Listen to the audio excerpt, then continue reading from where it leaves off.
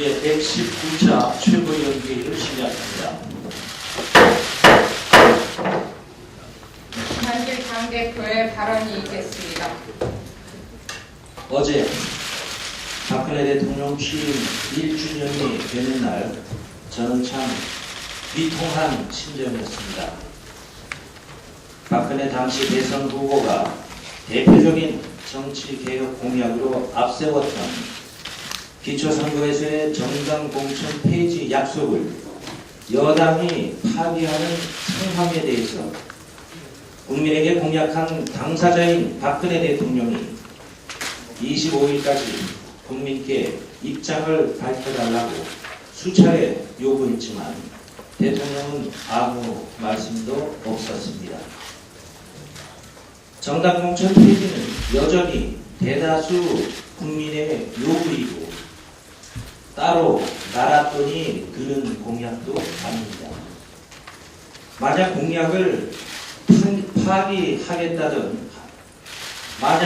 공약을 파기하겠다면 그 이유라도 국민에게 설명해야 한다고 여러 차례 요구했지만 박근혜 대통령에게 철저하게 묵살당했습니다.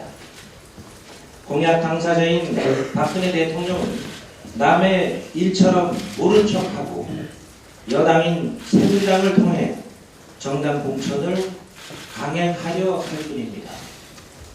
참으로 무책임한 행태입니다. 아마도 여론조사 결과 대통령에 대한 지지도가 상당한 것이 국민과 야당을 깡그리 무시하는 대통령의 담력을 키워준 것인지도 모르겠습니다. 그러나 바로 그런 오만과 독설이야말로 박근혜 대통령을 벼랑 끝으로 내몰고 있는 적이라는 사실을 박근혜 대통령은 아셔야 합니다. 대통령 후보로서 국민께 공식적으로 내건 약속은 대통령이 모른 척한다고 해서 없었던 일이 되지는 않습니다.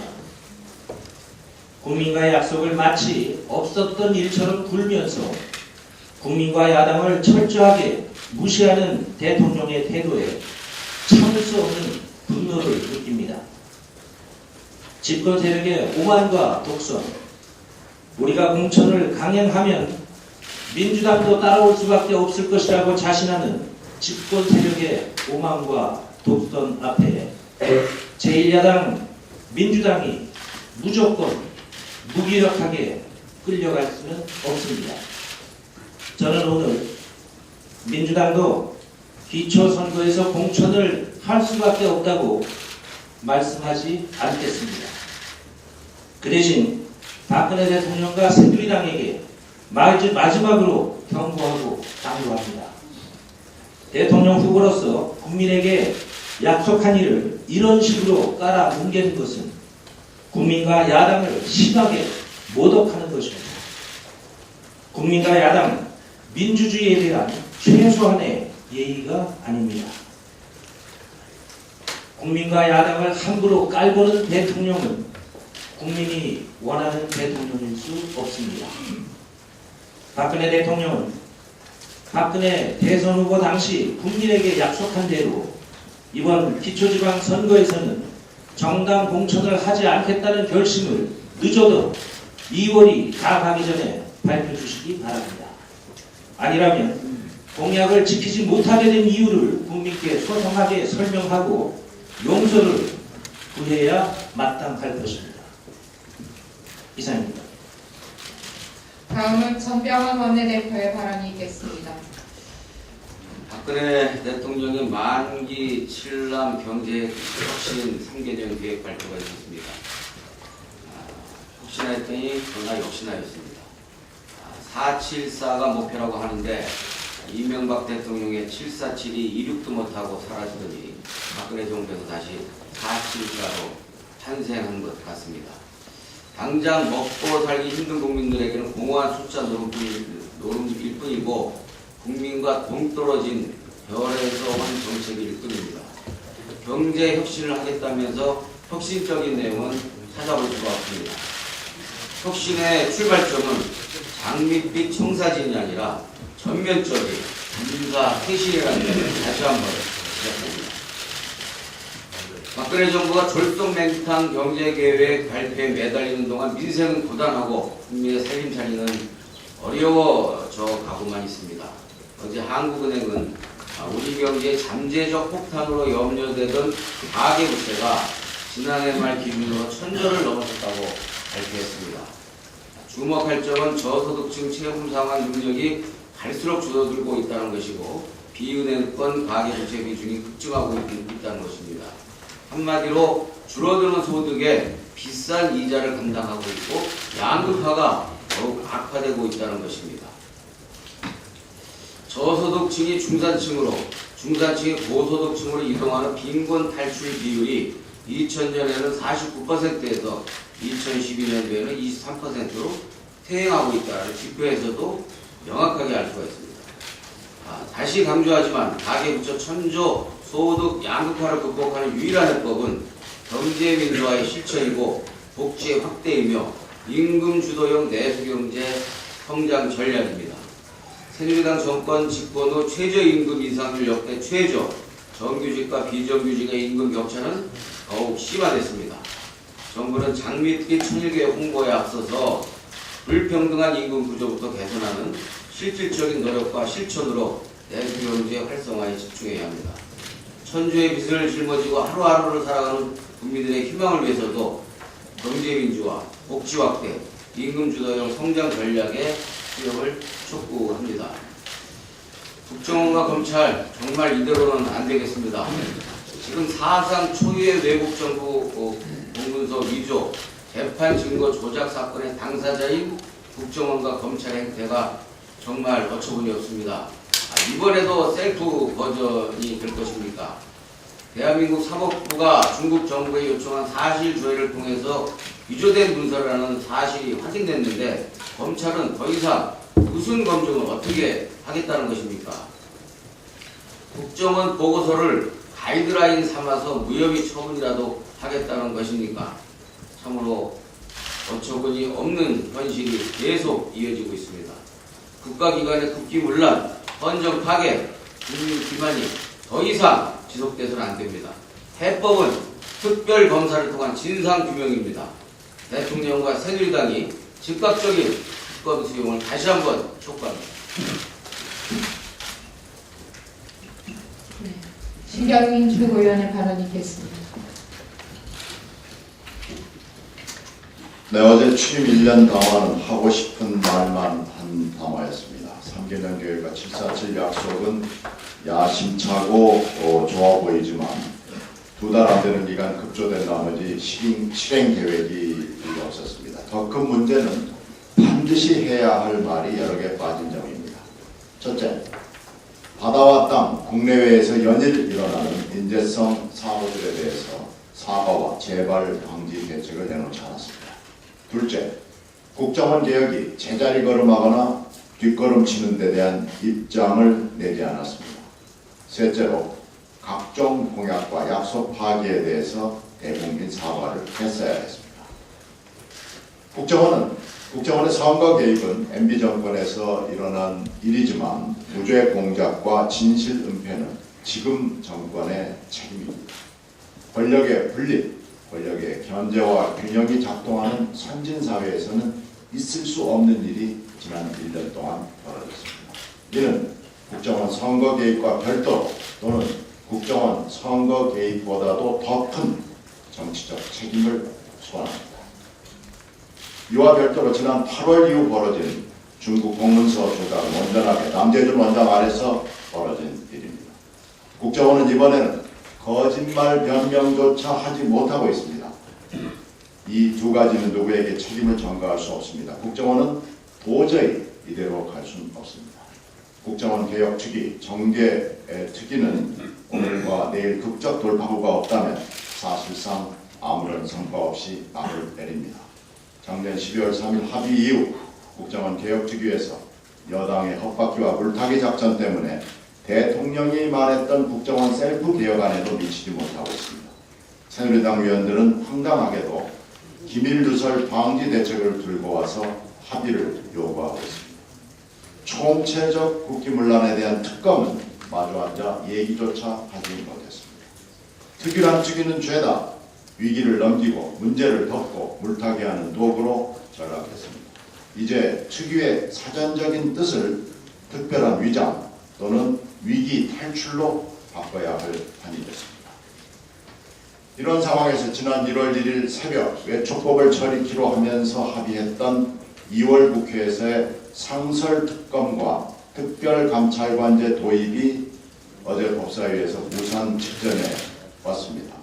바로 이것이 지난 1월 1일 새벽 합의했던 합의문 복사본입니다. 여기에는 분명하게 상설특검, 특별감찰관제 입법과 관련해 2월 임시국회에서 진정성을 갖고 합의 처리한다라고 되어 있습니다. 1월 1일 새벽에 이 네 사람이 이 문건에 서명을 하고 원내대표단이, 양당의 원내대표단이 이를 지켜봤습니다. 박근혜 후보는 후보 시절에 정치검찰, 특권검찰, 비리검찰이 나오지 않도록 검찰 쇄신책을 추진하겠다고 공언했고 그를 위해서 상설특검과 특별감찰관제 도입을 약속했습니다. 이 문서를 보면 작심 3일이라더니 서명 석 달도 못 가는 것입니다. 어제 법사위에서 여당 얘기를 종합해보면 주요한 대선 공약 하나가 취임 1주년 되는 날 또 폐기되는 것을 국민이 지켜봐야 했습니다. 돈이 드는 공약을 깨는 것은 변명과 설명이라도 들을 수 있겠지만 돈이 안 드는 공약을 깨는 일은 그것도 가능하지 않습니다. 묻고 싶습니다. 도대체 기억을 하지 못하는 것입니까? 아니면 철학과 역사에 대해서 뭘 이해하고 있는 것입니까? 대통령은 과거를 묻고 장밋빛 미래를 말하고 싶어 하겠지만 국민은 잊지 않을 것입니다. 계속되는 대선 공약 폐기에 대해서 입장을 분명히 할 것을 요구합니다. 이상입니다. 다음은 조경태 최고위원의 발언이 있겠습니다. 사실 오늘 저는 가계부채 대책에 대해서만 하려고 했는데 상황이 상황인지라 한마디 드리고 또 하겠습니다.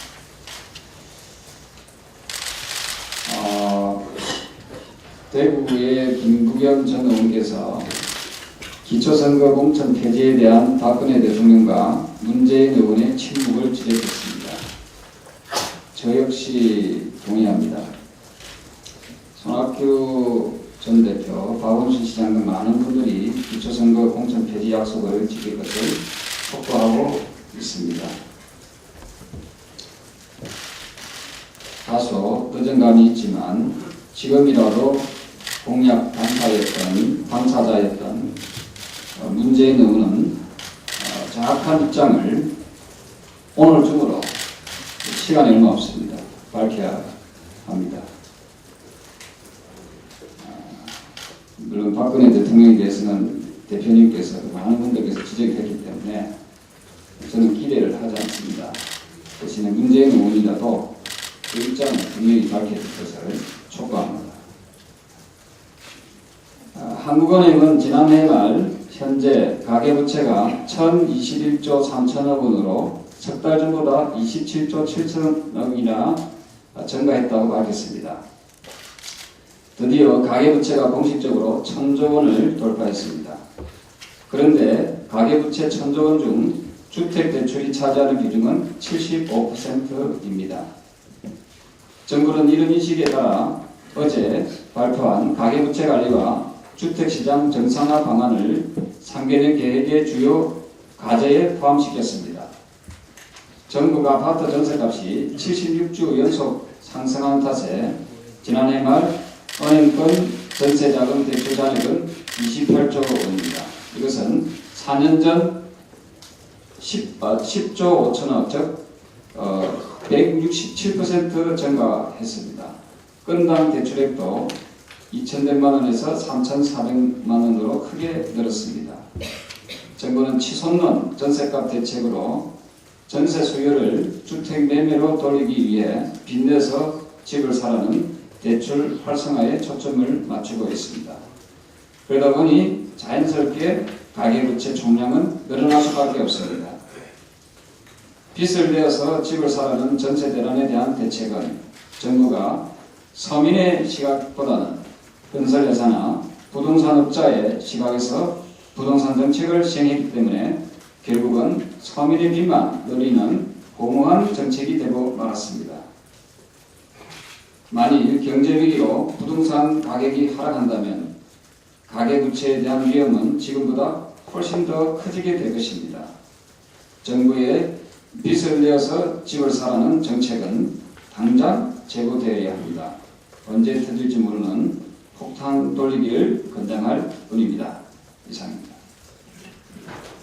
다음은 양승조 최고위원의 발언이 있겠습니다. 예, 밀린 숙제는 태산인데 새로 이슈에만 눈을 돌리니 박근혜 대통령이 남은 4년임기가 걱정입니다. 박근혜 대통령의 대선 공약인 경제민주화 숙제는 온전한 데 없고 일방적인 담화문 발표를 통해 경제혁신 3개년 계획이라는 대형 과제를 발표했습니다. 박근혜 대통령이 어제 언급한 기초가 튼튼한 경제, 역동적인 혁신경제, 내수 수출 균형 경제 등은 참으로 훌륭합니다. 그러나 경제민주화가 뒷받침되지 않는 오래성일 뿐입니다. 경제민주화 없는 잠재 성장률 4%, 고용률 70%, 1인당 국민소득 4만 불은 중소기업, 자영업은 몰락하고 대기업 재벌들만 살찌우는 성장이 될 것이며 사회 양극화는 더욱 심화될 것입니다. 특히 어제 당원 발표는 국민적 공감대를 이끌어내는 데는 실패했습니다. 국민들이 듣고 싶은 이야기는 태산인데 본인이 하고 싶은 말만 일방적으로 읽어 내려가니 말하는 사람도 듣는 사람도 교감이 통하지 않았습니다. 국민들은 지난 1년간 빌렸던 박근혜 대통령의 묵은 과제를 털지 않으면 미래도 어둡다고 생각하고 있습니다. 헌정질서를 어지럽힌 국정원의 불법적인 대선 개입 사태의 진실규명과 책임자 처벌이 없는데 박근혜 정권에서 재발하지 않는다는 보장이 있겠습니까?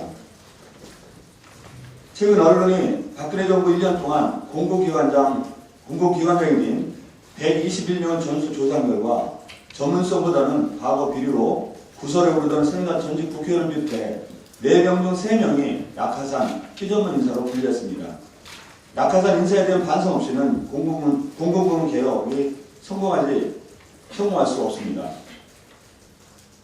또 박근혜 대통령이 모든 어르신에게 월 20만 원씩 지급하면은 기초연금 공약을 파기하면서 오히려 민주당 때문에 7월에 지급할 수 없다고 덮어 씌우려고 하고 있습니다. 기초금주택 폐지, 4대 중투비란, 분봉무 단축, 반값 등록금 등 수많은 대선 공약 계획을 반복되게 해놓고서는 취임 일주일에 이에 대한 반성과 사과 한마디 없었습니다. 철저한 국민 무시와 부끄러움과 염치를 모르는 전형이라고 봅니다. 한 말씀만 더 드리겠습니다. 어제 박근혜 대통령이 말씀한 상가 권리금 제도적 보장은 의미가 적지 않다고 생각합니다. 하지만 상가 권리금의 보장이 실효성 있는 보장이 되기 위해서는 현재 민주당이 제출한 상가 권리금 약탈 방지법의 국회 통과와 상가 권리금의 제도적 보장을 위한 국회 전문가, 정부가 참여하는 논의기구를 구성해야 된다고 봅니다. 이상입니다. 다음은 우원식 최고위원의 발언이 있겠습니다. 진짜 경제혁신 3개년 계획이 있긴 한 겁니까?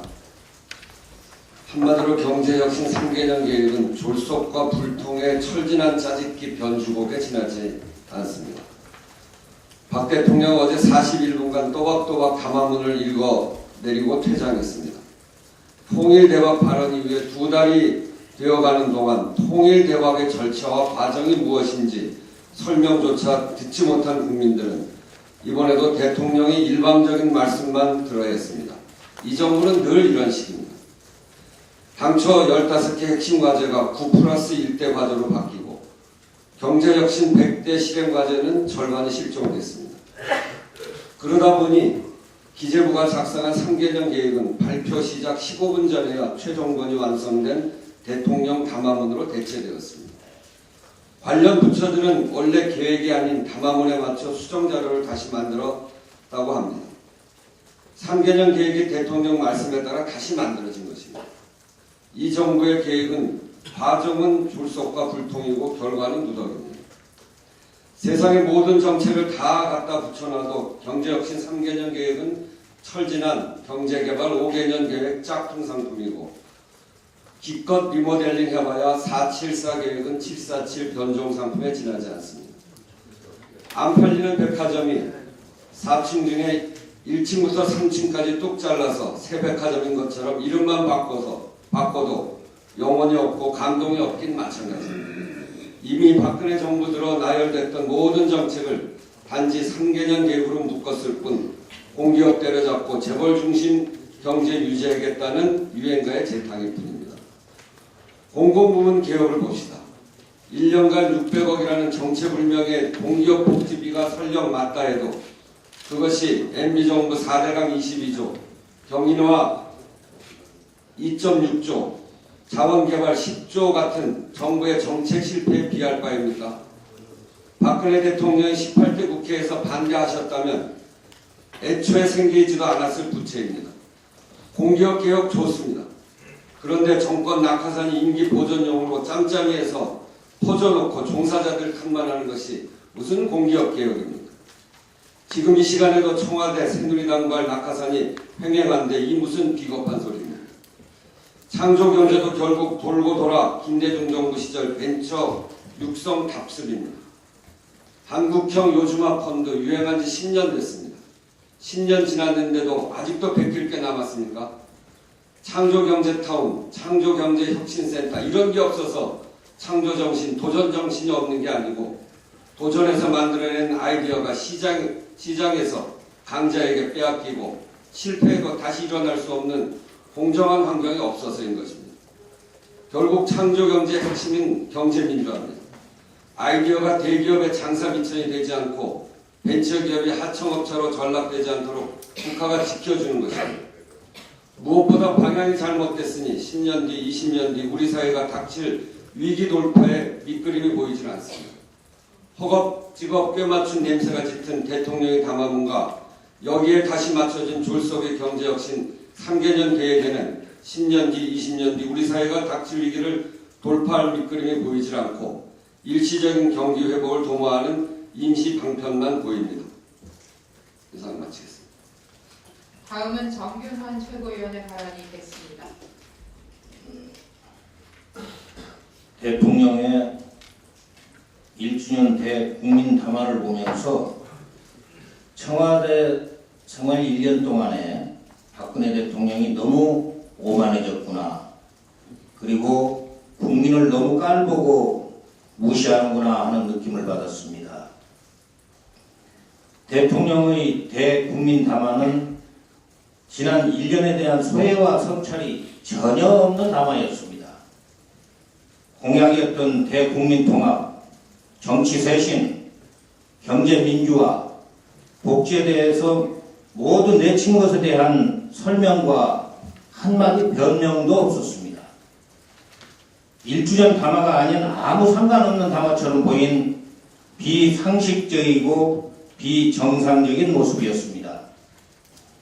박 대통령이 비정상화의 정상화를 여기저기서 말해왔는데 가장 시급하게 우선 정상화되어야 할 곳이 바로 박근혜 대통령 자신이라고 지적합니다. 또 한 번 했던 것은 끝까지 물고 늘어져 관철시키는 진돗개 정신이 필요하다고 국회의원들에게 강조했습니다.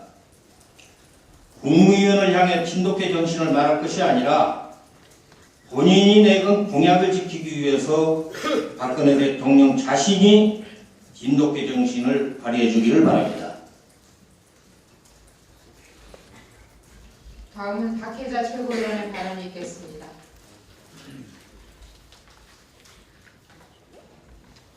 어제 전국에서 10만 명이 넘는 국민들이 집회를 가졌고요. 참여연대, 녹색연합, 경실련 등이 참여한 시민단체 연석회의는 국가기관의 총체적인 대선 개입 사건은 민주주의에 대한 중대한 공격이었지만 정부는 민주주의를 회복시키기 위한 국민의 요구를 체계적으로 방해했다고 비판했습니다.